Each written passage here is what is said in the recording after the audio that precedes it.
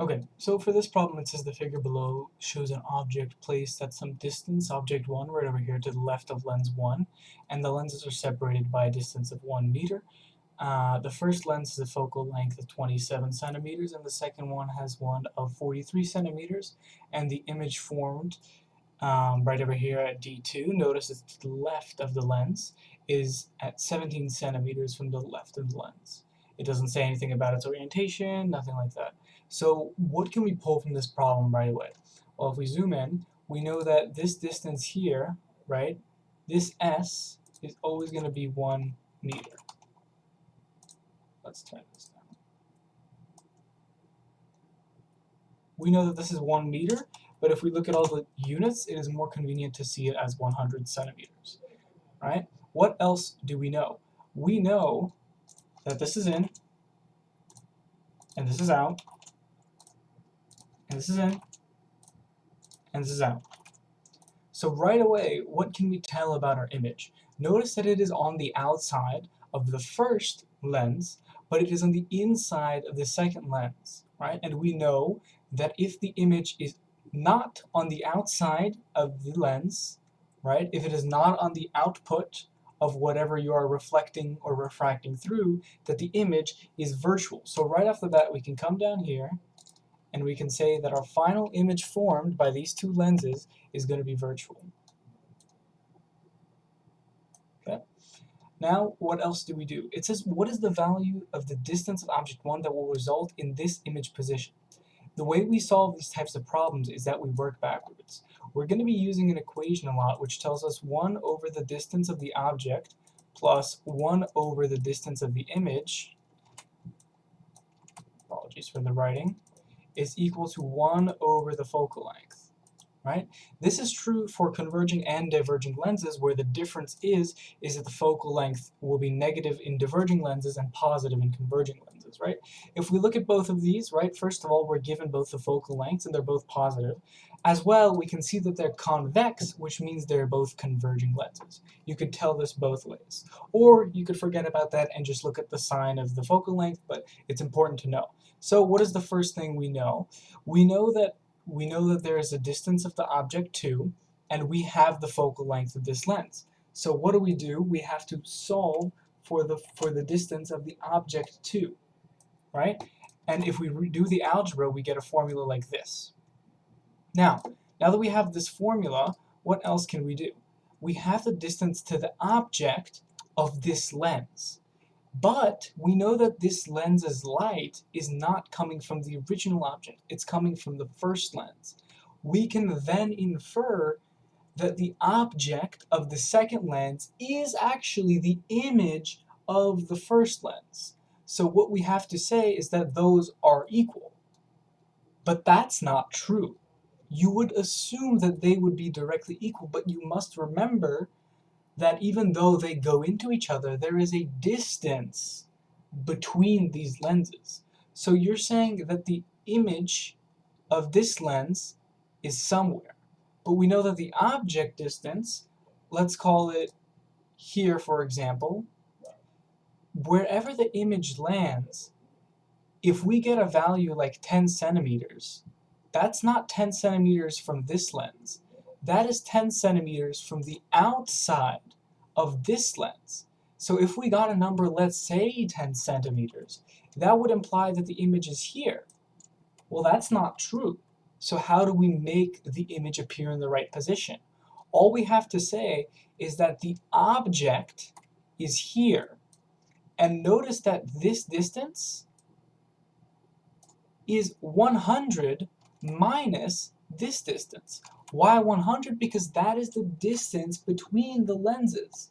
So we know that the distance of our image 1 is actually the distance of the lenses minus the distance of the second object. Once we found this image, we can then repeat the process one more time for lens number 1.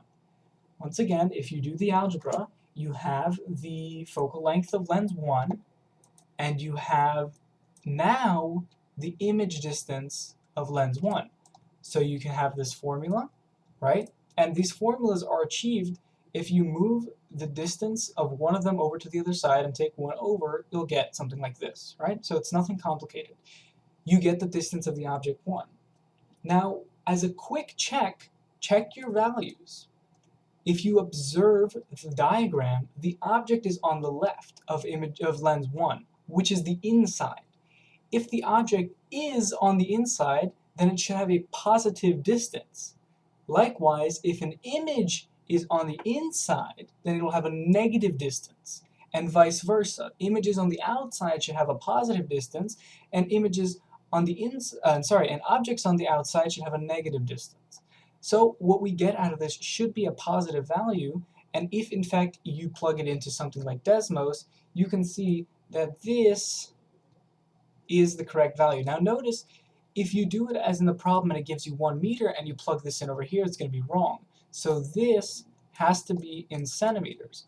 Why would you do it like that? Why not convert everything else to meters? The answer is you can convert everything else to meters, but it is easier to convert one value to centimeters versus everything else to meters. In addition, it wants it in centimeters, so you might as well keep it in the units that it wants. Our next problem says, what is the magnification of the final image? So as a quick thought experiment, let's say you have 2 lenses, and we know that whatever this lens does, we know that it magnifies the object by 2 times. And we know that this lens will magnify whatever object comes into it by 3 times. And assuming they're both positive, this is irrelevant, right? What do we believe? Do we believe that the image that comes out of this side is going to be 5 times or 6 times bigger than this image, than this object? Obviously, it will be 6 times bigger. If you double the size and then you triple the size, you're going to have something that is 6 times bigger. In a similar vein, we know that the total magnification is going to be equal, well, there's no point in writing that. We know that total magnification is actually the product of all the other magnifications, where n is the number of lenses. We have this formula, but it looks scary, right? What is this? What is that? This is called pi. It's just like the sigma notation, but instead of adding, it means multiplying. In a more familiar form, since we know that n is equal to 2 in our case, we can say that the total magnification is the magnification of lens 1 times the magnification of lens 2, right? And that's going to give us the magnification we're looking for. So how do we find the magnification of lens 1? Well, what do we need? We need, as the formula for magnification tells us, magnification is equal to the negative of the distance to the image over the distance to the object, right? So all we need is exactly what the problem tells us, right? We need distance over image, distance to the image over distance to the object and the negative of that. And then how do we find the second magnification? Well, we know the distance to image 2, and we know the distance to object 2, so we know the second magnification.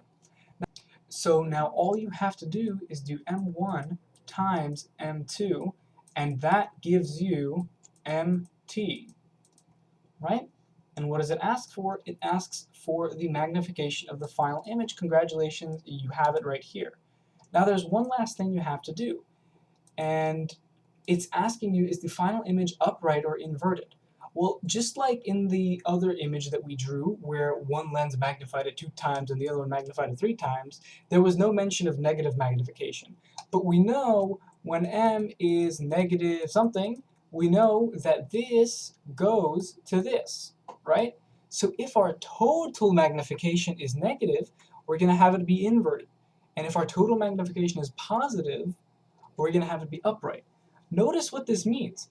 If you have, let's say, 4 lenses, right? 1, 2, 3, 4, and light's going through them, right? If you have a lens that does nothing negative, This one flips it, this one flips it, and this one does nothing negative. What do you have? Positive, flip, flip, positive. In the same manner, you can perform these multiplications, just as shown up here, and you will get a total sign. And this total sign, the sign of MT, is the same thing as if you performed each operation individually, but it's saving you time. If you do the math, you will find out that the total magnification is in fact negative. Thus, our final image is going to be inverted. That's all. This problem was not that bad, but it shows you some important things, mainly that you need to pay attention to which side of the lens the image and the object are. As well, you need to be very careful when you're given the distance between lenses that you take the image of the first lens with respect to the distance between the lenses. That's all. Thank you.